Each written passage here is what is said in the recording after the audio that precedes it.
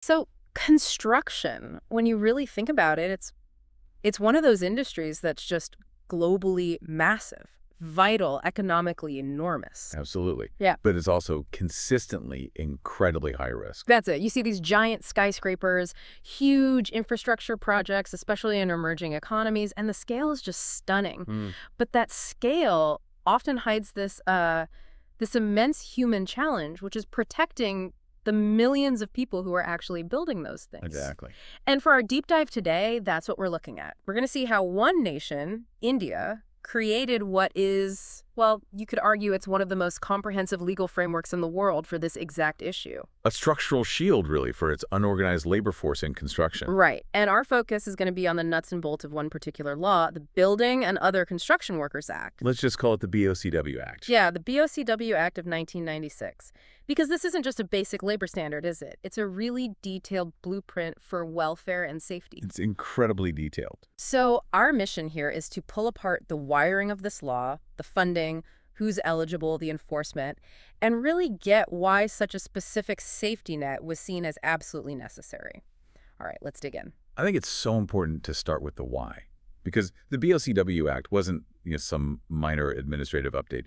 It was an urgent response to a real crisis in worker vulnerability. A crisis. Yeah. I mean, the source material makes it clear the primary motivation was the actual plight of the workers themselves. They needed something hyper-specific, not just general protections. And the scale of this problem is, well, that's just staggering.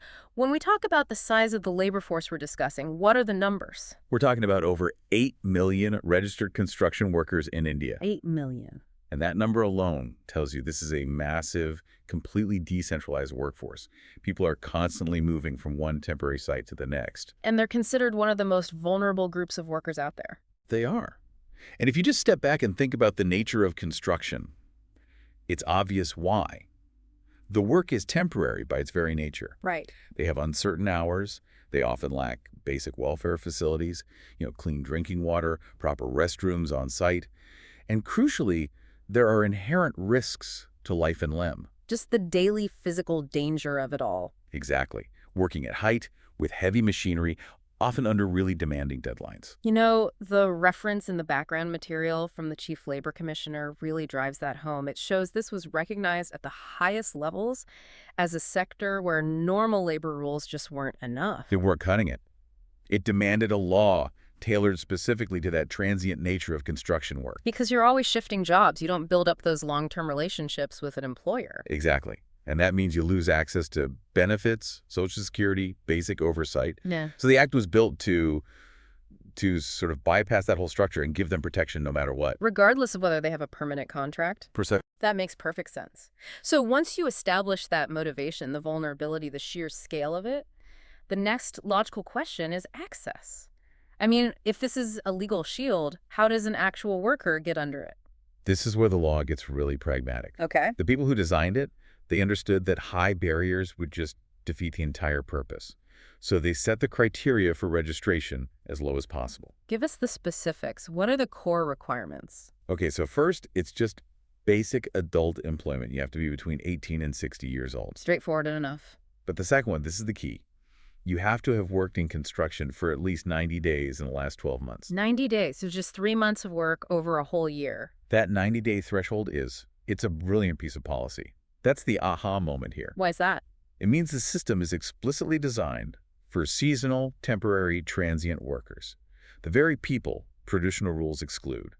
It's focused on their dependency on the industry, not their contract status. And it avoids all the bureaucracy that usually locks people out. What also stood out to me was that they paired that very low work requirement with an almost non-existent financial hurdle. The sources say the registration fee is capped at just 50 rupees. It's a really powerful detail, isn't it? Limiting that fee shows a clear intent to get as many people registered as possible, especially the most economically disadvantaged. They want millions in the system, not thousands. Okay, so we have potentially millions of people eligible for this protection. But protection costs money. Welfare programs, Social Security, you can't run that for 8 million people on, sporadic grants. You can't. And that brings us to the financial engine of the whole system. Right. How is it all funded? The sustainability of this whole thing rests on a crucial companion law, The Building and Other Construction Workers Welfare Cess Act, also from 1996. Okay, assess. Let's focus on that word. It's not just a regular tax, is it? No, it's very specific. Yeah. A cess is a tax levied for a single purpose, and the funds are legally ring-fenced. They can't be used for anything else. So it's like a dedicated escrow account for worker welfare? That's a great way to think about it. The money is taken directly from construction projects, a percentage of the total construction cost. And by law, those funds can only be used for the welfare of the construction workers. So the money can't be diverted to, say, defense spending or something? No, absolutely not, and it's locked in. So the industry is basically mandated to pay for the safety net that its own risks create. That model, linking the cost of construction directly to worker welfare, that seems incredibly robust. But it is. It shifts the burden away from the general taxpayer and puts it on the projects themselves. It gives them a reliable, ongoing revenue stream that just scales up or down with construction activity. All right, so let's follow the money. It's collected through the cess, and then where does it go? It funnels into what are called state welfare boards. And what do these boards actually do with it? What kind of tangible benefits does a registered worker get? This is where it gets really interesting. It's not just, basic health care. The boards are mandated to create and run specific, detailed schemes that cover the full life cycle of a worker and their family. For example. Okay, so they provide financial assistance for their children's education. They offer maternity benefits for female workers. They might provide assistance for buying tools, or even have schemes for affordable housing. Wow. And crucially, they manage pension funds and provide compensation in case of accidents, injury, or death. The scope is really designed to address that deep socioeconomic instability that defines unorganized labor. So it's not just about safety at the workplace. It's about providing stability in the worker's home life, too. Exactly. The boards are the distribution hubs for this massive financial engine. Without them, the money would just sit there. They are the ones who translate that cess into measurable, life-changing benefits. Okay, so we've got eligibility and the dedicated funding. Now let's talk about the actual work site. The boards handle the financial welfare, but who's making sure the safety rules are actually being followed? Right. How do we make sure workers aren't falling off unsafe scaffolding? This brings us to the most detailed part of the legislation. The Act goes way beyond just Social Security. It mandates a much, much higher standard of operational safety. Can you give us a specific example of a safety rule that really shows that depth? Absolutely. The associated rules are incredibly prescriptive.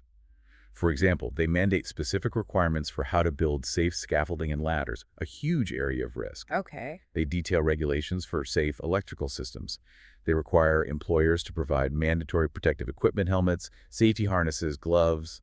They also require things like first aid stations and proper restrooms. And I read something really specific in there about female workers. Yes, this is a great example. The rules mandate that if 50 or more female workers are on a site, the employer must provide a creche facility for their young children. That's an incredible level of detail. It shows they were thinking not just about abstract safety, but the practical reality of the workforce. But when you have millions of decentralized sites, a law without oversight is, well, it's just paper. So who is the army making sure all this actually happens? The accountability structure is baked right into the law.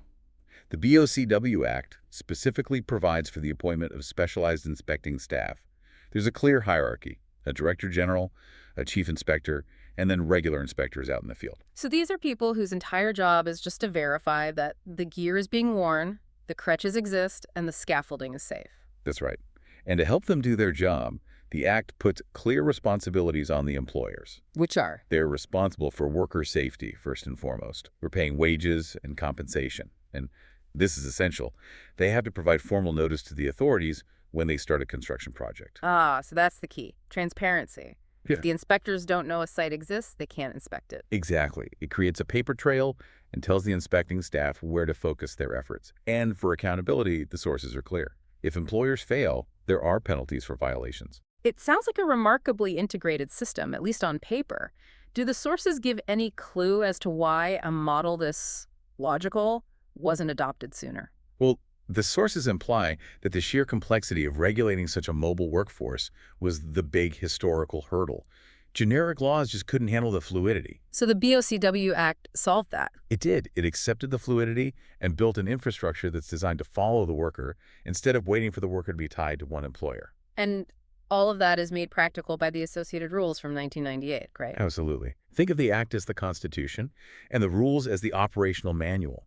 They provide the detailed step-by-step guidelines that make sure whether you're building a bridge in the north or a skyscraper in the south, the same safety rules apply. That detail is what turns legal theory into something actionable. So, to synthesize this whole thing, what our deep dive reveals is this highly unified system. It links clear, attainable worker eligibility, that 90-day threshold, with mandated dedicated financing through the CES Act. And a defined structure for oversight. And a defined structural mechanism, yes, the welfare boards and the inspectors. It's a comprehensive legal roadmap really designed from the ground up to protect life and limb. It really is a fascinating case study in legislative design, isn't it? You identify a massive vulnerability, you create a self-funding source that holds the industry accountable, and then you mandate a structure to actually deliver the benefits. The transition from written law to lived reality is always the ultimate test. So the Act and its rules represent this incredibly comprehensive approach to protecting life and limb in unorganized labor. But the challenge, and maybe the final thought for you to mull over, is this. Given the sheer complexity of this design, millions of workers, thousands of inspectors, highly mobile sites, is the policy's comprehensive nature its greatest strength in theory? Or, given the scale of the challenge, is that very complexity its biggest operational weakness when it comes to consistent, tangible enforcement on the ground? It really comes down to a question of policy ambition versus logistical reality.